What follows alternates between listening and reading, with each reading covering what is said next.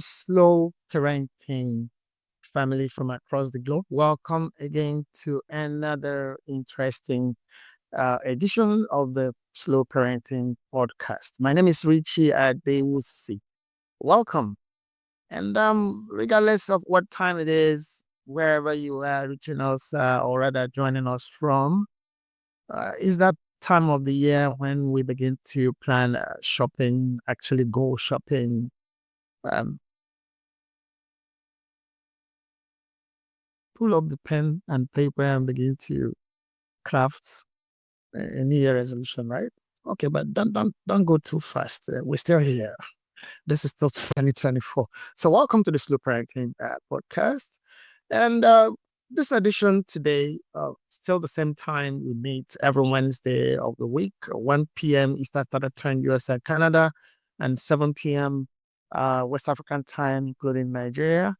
We look at an interesting issue that would help us to do our parenting jobs. This season 4, we've been looking at the lighter side of issues, important issues, but then taking them from the lighter sides. Okay, so today we're picking up one of such lighter sides, lighter but serious. Yeah, they're all lighter, but they are serious issues that we have to uh, deal with. And today we are going to be looking at what it is we say with our spouses, our partners, especially when we have children at home, around. Okay. When we have children, young children at home, or children of whatever age, everybody has their freedom. Like we agreed on that earlier on, some other episode that freedom is universal. Your freedom stops where mine starts. So even in the home, the children have their own freedoms, rights, freedoms. We also aspire, or you also aspire to have your rights and freedom in every area. So, and this we're looking at today as well. You are not going to go and make a habit of renting an apartment elsewhere to um, go stay with your partner or your spouse if you need to make use of the third room. Yeah, okay. And it's still your home. But then by the time we see by the time we see the video we picked for today's program, maybe we understand that there are certain things that we need to put in place even at home, and that's where the issue of boundaries coming. Okay, that's where the issue of boundaries coming. So today, our topic is, or our discussion point is, what are you saying? They are listening. Your children are listening. They're paying attention, in ways that you didn't even know were possible. They hear what you say. Okay, they will understand them in their own ways, which maybe should not get you into a panic. But then also remember that not all children grow at the same rate. So their understanding of issues are also different. Okay. While you think, oh, he doesn't know what this is all about, some other person will, okay, maybe especially when they're amongst their age mates and playmates and they begin to have those kind of discussions. If they do, it'll be like, come on, you don't know what that means? Oh, the discussion you refuse to take or fail to, make at home gets made outside, and your child gets, you know, taken into an area that you didn't prepare him or her for. It could have lots of different kinds of effects in your relationship with that child or those children. Okay, but let's not get ahead of ourselves in the program today. So we are looking at the issue of what kind of discussions are you making with your spouses, with your partners at home or anywhere where you have children around you. Okay? Why are we asking that question? The reason is because they are listening. They are listening, they are paying attention. So you need to be able to either, well, clean up what you're saying or be prepared to have some uncomfortable conversations to clear yourself and clarify the issues that will be raised as they will ask questions. Okay. Uh the it's not a bad thing that your children ask questions about things that actually make you uncomfortable. It says you are still their go-to person for clarifications. So that should make you feel good. That should actually make you feel good, because what it means is that you are in a place and a position to be able to give those needed clarifications. But we are not going to see that in the video of today. The parents in question in the video were too embarrassed to even, it's like, is this happening? Are you for real? Where did this come from? Yeah, it came from the discussion you were having, and you're not sure, didn't know yet your child was listening, was paying attention. They do pay attention. They do listen to you. They don't want to be with you. Okay? So at certain times when they are not with you and want to be with you, they could hang around environments that they are not supposed to be at certain times. But it just says they miss you. Okay? They just want that attention. That's why we say the time they ask questions that could embarrass you get to become teachable moments.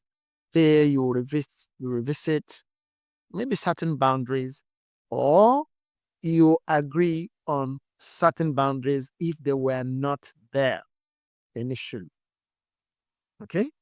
So before we get to see the video that's the source of our talking point for today, I just want to say to parents, again, we can't be tired of saying that.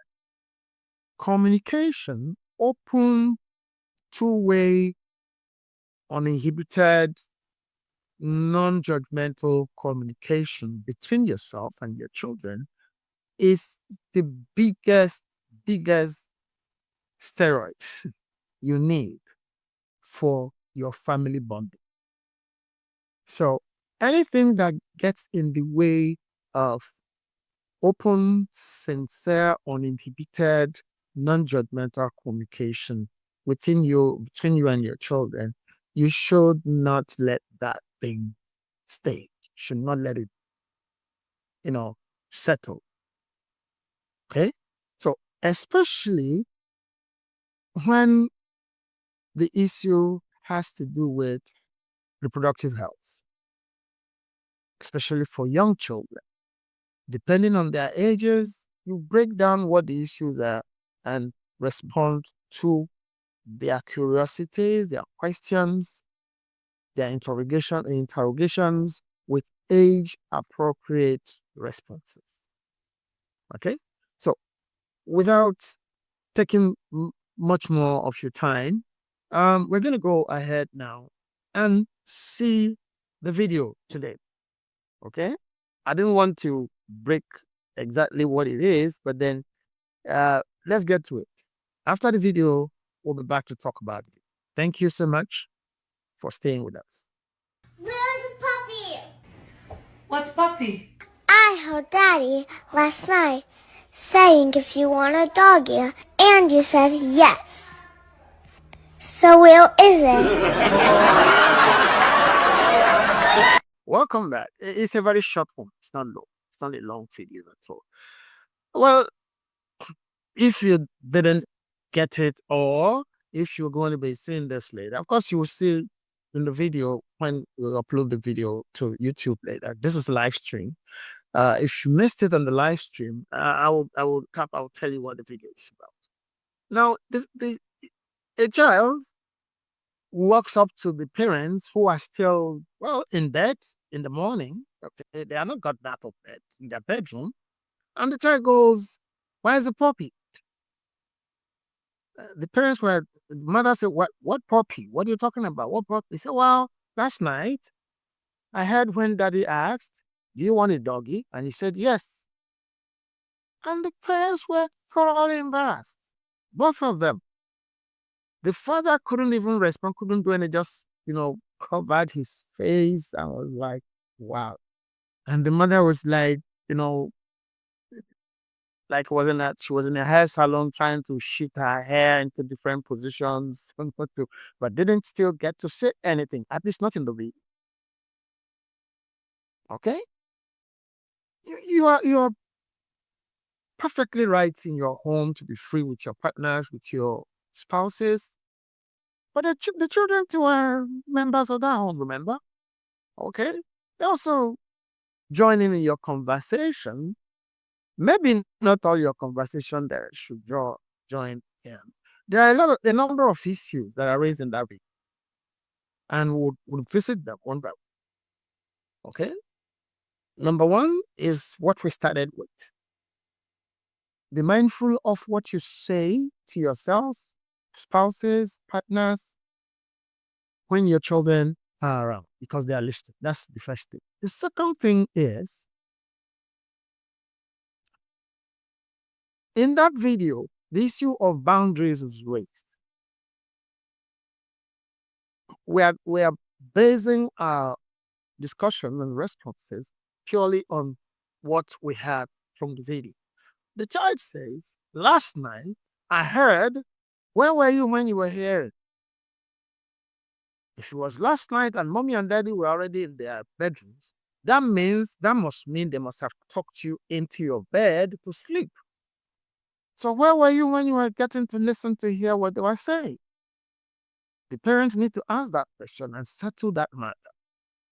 If you have been talked in to go to bed, you don't have any business getting out of your room and then snooping around to hear what is being said. You need to deal with that. You need to deal with that. Then on the part of the parents, why would your bedroom door be open? Okay? You have children around, and both of you are well, in some intimate positions and processes and all of that. And your bedroom door is open. Why? Your bedroom door should not be open when you are in intimate positions, processes with your spouse, with your partner. Your children are. It's a simple issue of privacy. The children should also learn from that. It would be a case of, look, whenever this door is closed, mommy and daddy are in here, don't even bother knocking on. That's a boundary. You set it. Everybody understands it. They know, oh, well, that the door is locked. Mommy said we should not disturb when that door is. So you have to first now get to be the one to lock the door. Yes. Okay. If the children now are not, if they now have the guts or reasons to not come, even after all of that, to knock on the door, then you know that something serious is going on. Then you know that that thing must be more serious than whatever is happening in the bedroom. So you need to get up and go attend to it. And then, if it was something frivolous for which the child or the children are knocking on the door, you also deal with it. We agreed on this. I thought we had agreed on this. Don't love, you deal with it. So that everybody has an understanding of where their right stops and where the rights of some other person starts. Boundaries. Okay. Now, what was that child doing from the video? It wasn't obvious that they shared a bedroom with the child. No. The child was actually walking in from another section of the house into that bedroom, which should mean that the child has a room or their room or his room or her room. It's a female child. Okay? So, what was the child doing to now be eavesdropping on the parents? You need to cut that out too. That's not good. It's not respectful. Okay? It's not a good behavior for you to go listening to what other people are saying. Not even just you as their parents. Okay? Don't go eavesdropping on the conversations of other people. A community member is asking, how do you think parents should handle situations? Let's just get to that. How do you think parents should handle situations where their kids ask them explicit or uncomfortable questions after overhearing a private conversation? This is one. We're handling one already here now. This was the private conversation the parents had. They just was explicit there, and the parents obviously are very uncomfortable in that view. And handling it is what we are talking about here now.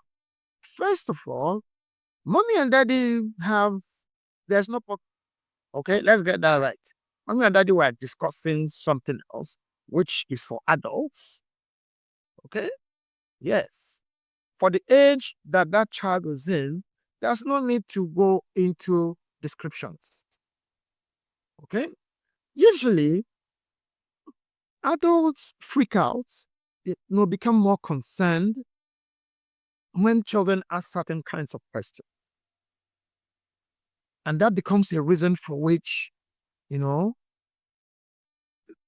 in some places, in some cases, in some cultures, such children are considered wayward.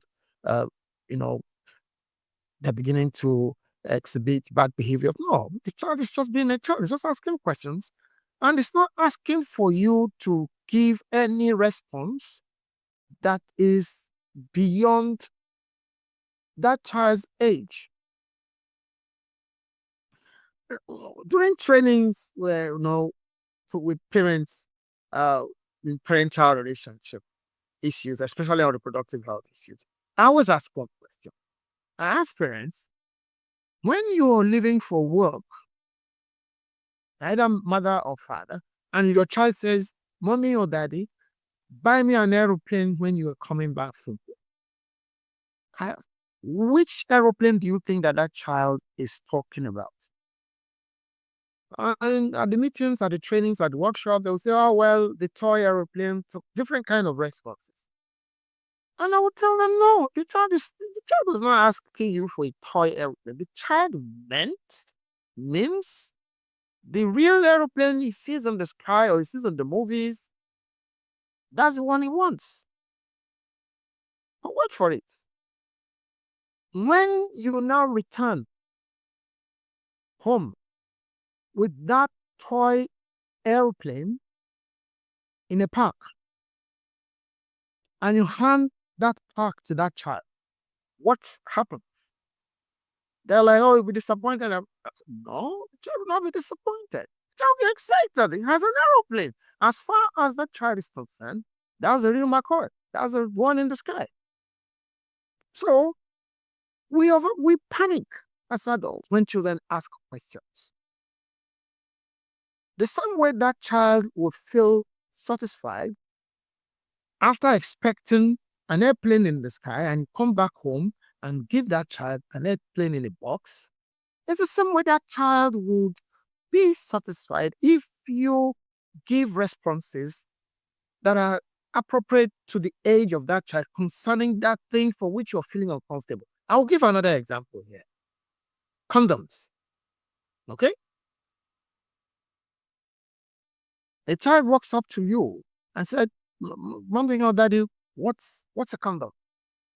Parents freak out. Where did you hear that from? How did that come from? No. Where that comes from is no longer necessary. The child has heard. You need to clarify. And the child, why do parents or adults panic when children ask such questions?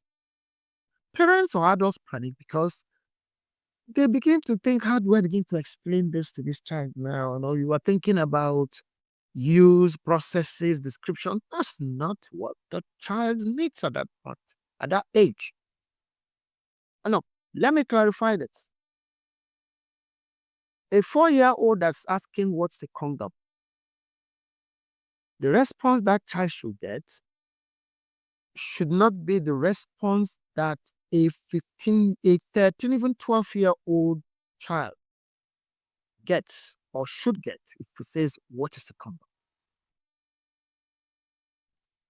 A 12, 13-year, 14-year, 15-year-old that is asking, what's the condom, is already beginning to talk about sexual activities with the friends, or the friends are already beginning to pressure that child. So the child is only come to you for help. So you need to sit that child down, whether it's a male or a female, and explain what the condom is meant for in detail. It's not the same for the 4-year-old, 5-year-old, 6-year-old. No. The 4-year, 5-year, 6-year-old is talking about, I want an airplane, take a toy plane. Yes. So, what's a condom? Well, condom is something that daddy and mommy use when they don't want a baby. But like I always say, if your child, whether male or female, is like my son, get ready, get another question out of that one. So be ready, depending on what that child gets to ask next. Respond in accordance with the question of the child. Don't feel embarrassed. Don't feel inhibited to give age appropriate questions, even about those issues for which you feel completely uncomfortable. Feeling uncomfortable is okay. You can also escape, or rather postpone, or rather suspend the feeling of uncomfortability by, you can excuse yourself momentarily, not permanently. You can excuse yourself from the child. Okay, don't worry. Can we discuss this later? Okay, just give me like, okay, or come back so time. Agree, but keep that appointment. So if it's an issue for which you're not versed, you don't really have all the information that's needed, go get that information. Or if it was just because you felt uncomfortable at that moment that question is being asked, it's not compulsory you must answer the question at that moment. You're a human being. Take care of the butterflies inside your stomach, find a way to get them out, and then have that conversation with that child. Whatever you do, have that conversation with that child. Don't postpone it. Don't put it off. Don't shut the child down. Have that conversation, because if you don't, somebody else would. And the way that someone else would get to handle those responses might not be in any way that that person will care about the age of the child or whatever. Give the child maybe a complete go down. And that person might actually be no other person than the internet. Really. He's just a Google. Ask Google what is called. Okay? So if your children are approaching you, if they approach you to ask you questions that you feel like, what, where did you hear this from? Don't even ask those questions. Don't bother asking where did you hear from. Deal with the question. Forget where the child has had. Okay. Mommy, yeah, where's the puppy? Which puppy? Well, last night I heard when daddy asked you if you wanted a doggy and you said yes. So where's the puppy? Both parents froze. Both of them froze. They couldn't answer the child. There was none of them responded. Well, they did. They responded with nonverbal communication. Embarrassment. Oh, yeah. That doesn't cut it. Doesn't solve the problem. There's no point describing what doggy is in that conversation, because that will go into description of intimacy and intimate processes. That's not what should happen with that child of that age. I don't think your teenage children or any teenager will come to ask the parents, "Where's the puppy? I heard you talk about doggy." No, no teenagers will not do that, because they would even be they they themselves will be embarrassed for you if they get to hear you talk. They will feel, you just maybe hear them giggling maybe at the breakfast table or at the dinner or lunch table. What's going on? Nobody will tell you anything. Nobody will say. They won't be as free as that maybe 4-year-old girl that came wanting to see the puppy. They won't be. But you just imagine that, for no reason at all, you just see them generally just laughing. Either when you pass or when the two of you are there, they'll just look at you, and that's teenagers. That's their thing. Yeah, forget whatever gen what. See, the teenage years in any generation has certain characteristics that, okay, cocoon that age bracket. Okay. And being able to openly discuss certain things, especially personal things, is not one of the things that they are known to do in any age. In our age, the one before me, the one after, the one that's going to be there tomorrow, teenagers, you'll be lucky as a parent if your teenage child is free, very free. No matter how much you try to, be open, they don't always want that main thing. It's worse now. Okay. Maybe that's why people keep talking about the Alpha, Gen Z, and all. It's worse now. It's getting worse because you are just an outsider completely. But then you needn't be that outsider. That 4-year, 5-year-old girl is going to grow and become a teenager. You see, the way you respond to that puppy and doggy issue will determine how much that child will trust you with coming forward with such discussions going forward. So don't wish it away. Don't let embarrassment become the reason for which you miss a teachable moment, a teachable opportunity. First, that was an adult talk. It was my dad, your daddy, and myself talking. There was no puppy, okay? That was an adult talk. But then, please try not to be eavesdropping where people are having a discussion. Two people, they didn't call you in. Don't go and listen. It's not good. Two, it was night. We were supposed to be in your bed. We talked you in. What are you doing out? Ask those questions. Okay? And then leave the following guidelines. Don't leave your room. Don't make it a habit to be wandering around after we talk to you in bed. Okay? If you need something, yes, you can always draw our attention to. If you really need something, if there was something, yes. But don't, what are you doing outside your room? Make that an issue. And then, mommy, daddy, lock your door. Knock the door. You're having intimate relationships inside your bedroom and all of that. And, lock your door. Privacy. Teach that too. The child would also learn. Okay?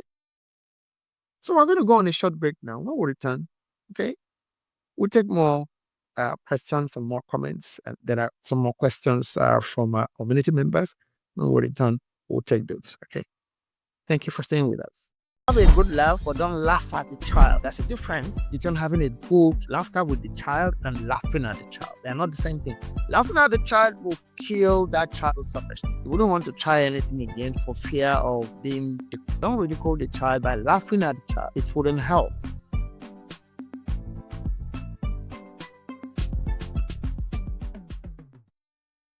Don't you think parents telling children not to listen to adult conversations can make them curious and want to eavesdrop more?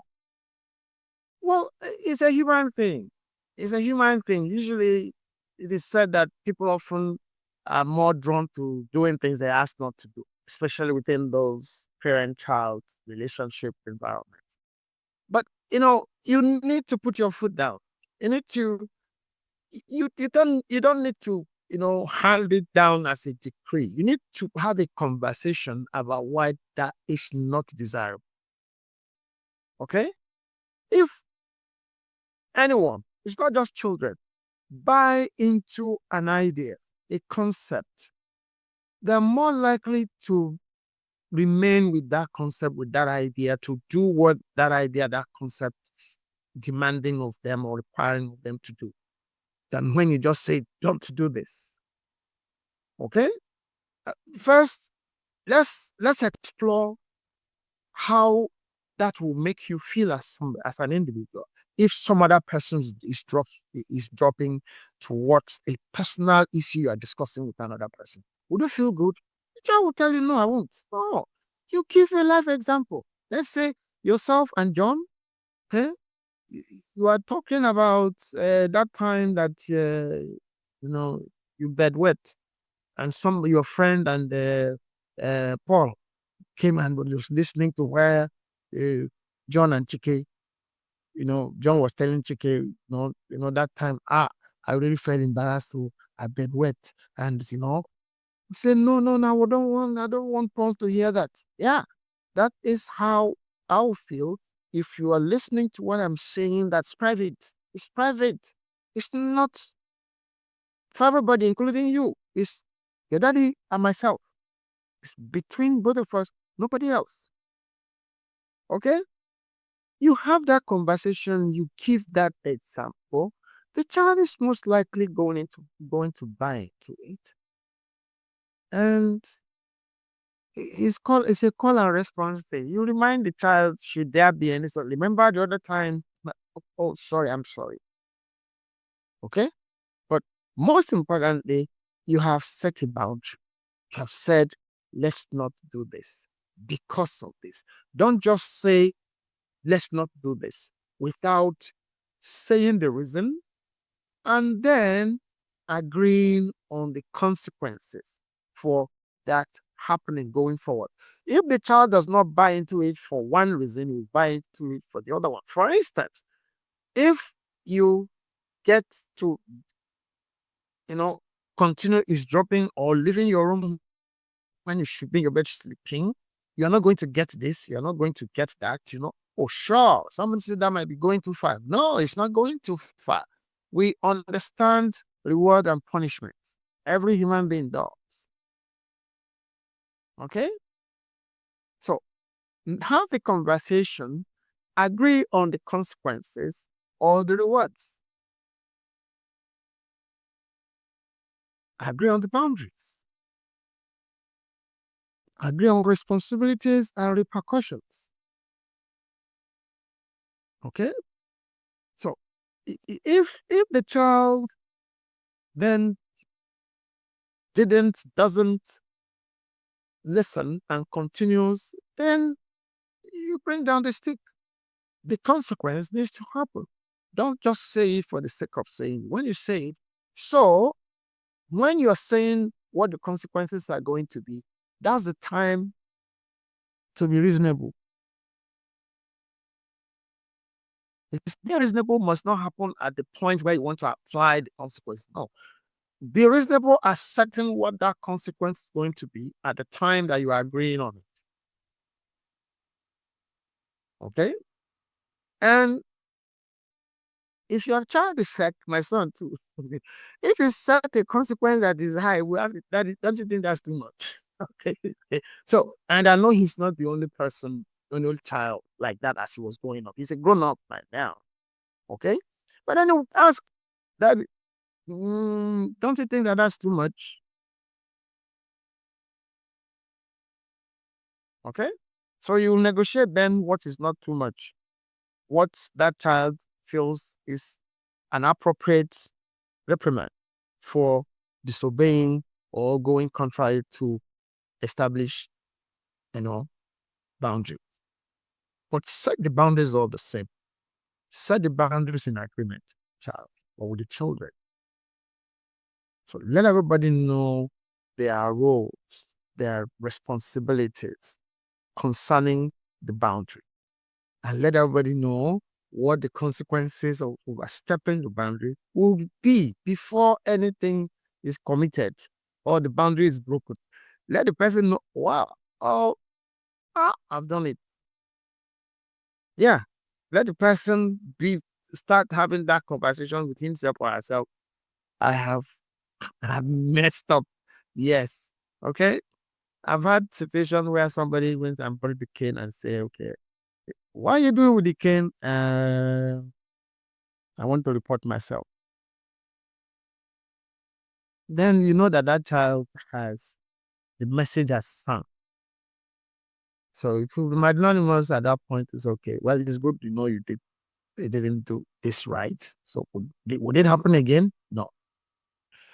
That you have said if this happens, the cane should follow or whatever other reprimand should follow.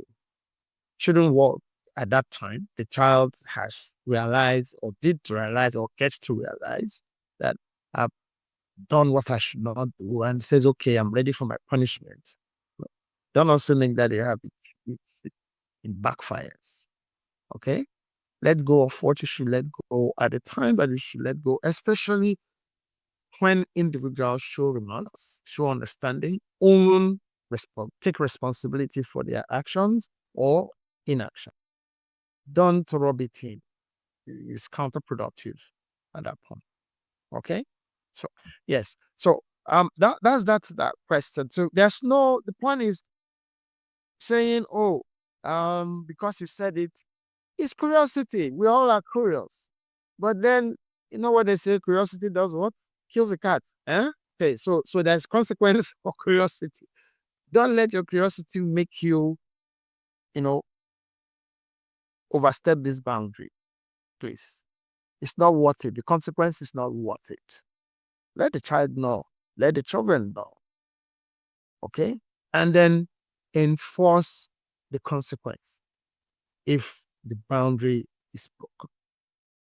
Enforce the consequence in love. Okay, like we say, don't ever react. Don't react to your children when you are angry. Don't. You most likely would overdo whatever it is that you are going to do. The results are not always good. In whichever climb you hear me or you watch this video, don't, correct your children in anger. It doesn't go well. It does not. Most times it gets out of hand and you probably actually leave regretting your action more than what you are trying to correct or what you would have tried to correct. Okay. Yeah, so, and coming back to the video of today, where's the pocket?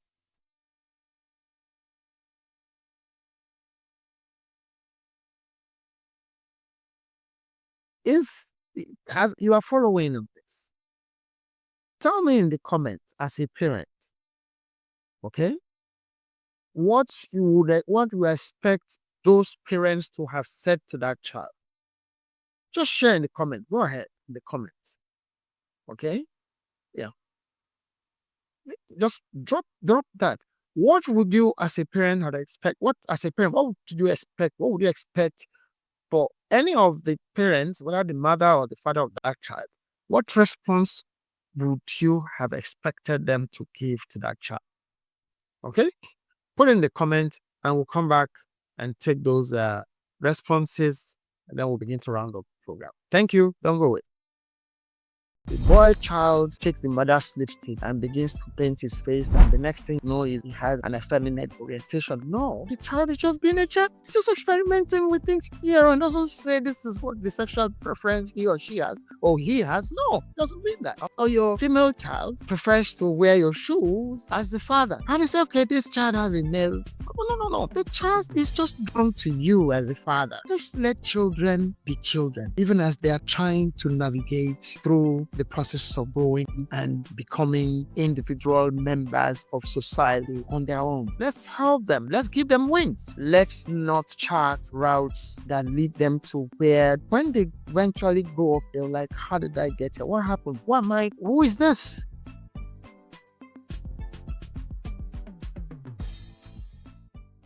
We have such funny responses in the chat section, okay? One community member says, I may actually buy a dog just to play it off. That could work. You go get the puppy, it costs you something. So you're paying for, you're not locking up the door. But then it should not take away the conversation about what were you doing outside your room at that time. And then, having that conversation about don't eavesdrop. Okay? Buy the puppy, it will save you the embarrassment of getting to really explain the doggy. That works. Another one says, I would answer the child with a funny response. What funny response would that be? That's vague. What's the funny response? Okay? The mother did try that. They said, what doggy? What puppy? Yeah? And the following funny response from both of them was silence. That's not funny. That doesn't help anybody. Wouldn't help the child, wouldn't help you going forward, in your relationship with that child. The child genuinely expects a response. So the first community member who says, I may actually buy a dog, just to play it off, that works. That still gets you to still continue to play the cover up game. How long you want to cover some things up? You're going to have that conversation at some point. And you must have that conversation at some point. Okay? About mommy and daddy need time for themselves. Remember what we said at the top of the game. Whenever you come to this door and it's locked, don't bother knocking unless it's an emergency. And it better be an emergency. Somebody could tell you I couldn't reach where the milk is. It was an emergency. Oh, for that child, yes, it was an emergency, couldn't reach the milk. That's not a proper emergency. You wait, or you eat the cereal without milk. Okay, that's not an emergency. So, should you not describe what kind of emergencies? I think you should. You should agree, in that conversation, in that family, about what kind of emergencies should warrant the children coming to knock on your door when you have told them, when this door is locked and we are inside, don't knock. That's what we mean by open conversation. Everybody understands. It's not the drill, but there are some kind of emergencies that are really, really emergencies that nobody really, would put in that list that happen. And the children were free to come and back on the door, and then you get out and just go and attend to it. Yes. There are things that are not scripted that happens, that get to happen at times. So, yes, let the children know that if there's real emergency, some real other emergencies that are not in this list we have made, don't hesitate, knock on the door. But don't come to knock on this door when it's locked for any frivolous reason. Not for the milk, not for the cereal. Not for, go ahead, not for, I was looking for where my toy was, Mom. That's not an emergency. Oh, I thought I left my phone in your room. No. You wait. When the door is open, you now come and check for your phone. Okay? Have those conversations. Don't hide nothing.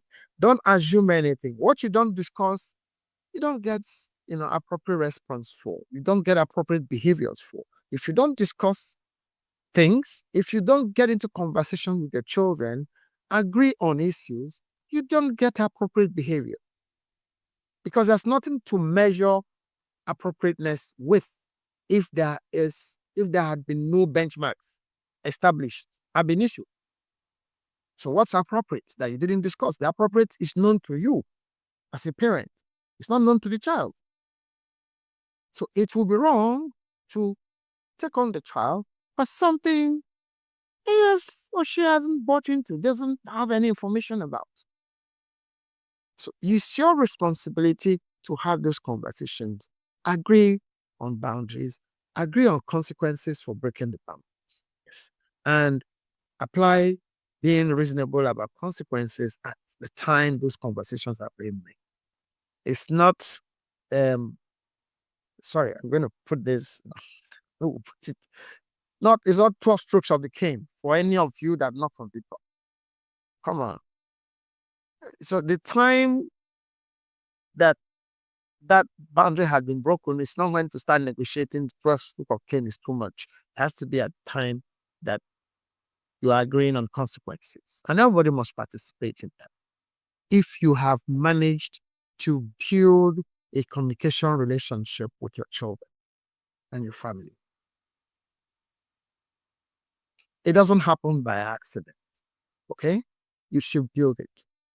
And then that child coming looking for a puppy is a perfect opportunity to put more building blocks on that relationship, to build that bonding, to build that trust with the child. Like we have said at the top of the program, your teenage children will not come to ask you, where is the puppy? If they had, by any chance, that two of you are talking about doggy, no, no, the teenage children won't. They will laugh at you, maybe. They will just find it funny that, well, really? Are you kidding me? Okay. Yeah, they won't.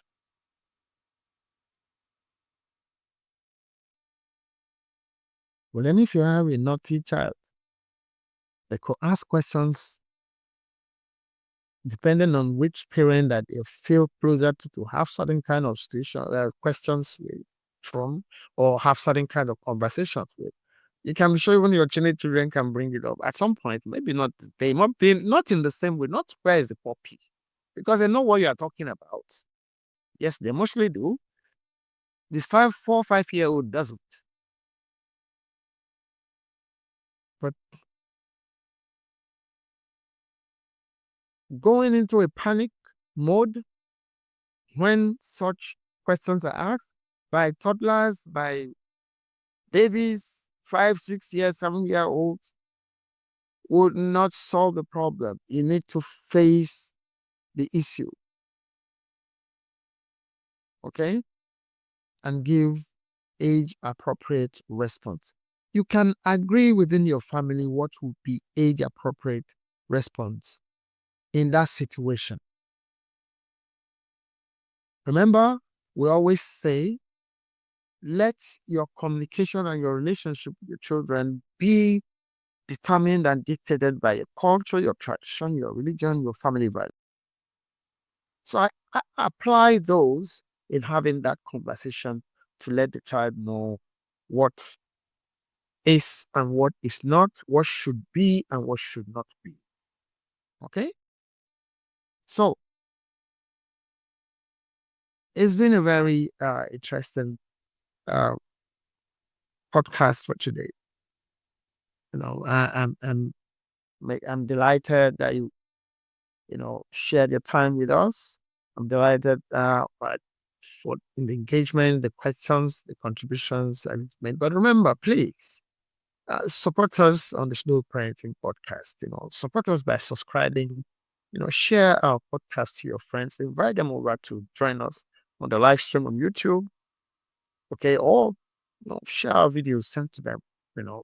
So if you find any of these useful, please don't keep to yourself. Share, support this program. Help us to stay, uh, online. Help us to retain this channel and then be able to talk to more parents, more families. Okay, your subscription will help us to go on doing this. We enjoy it, but then make us enjoy it. Okay. Thank you so very much for being with us today. It's still the Slow Parenting Podcast, and it's still every Wednesday, 1 p.m. Eastern Standard Time, US and Canada, and 7 p.m. West African time, including Nigeria. Okay. If you miss the live stream, nothing spoiled, as they will say. Okay. Just go to the Slow Parenting Podcast channel on YouTube. You'll find our previous videos. You can leave your comments. We would always respond. You can be sure about that. You can be sure about that. We will respond to your comments. And even when it's not a live stream, even on the videos, we'll respond to your comments. Okay. If you want to join us live, any episode, it's to, go to YouTube and search for the Slow Parenting Podcast. You join us live.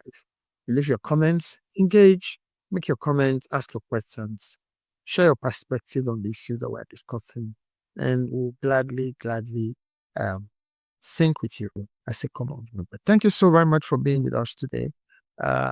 I am happy to be here, and I'm also happy to remain here. Okay.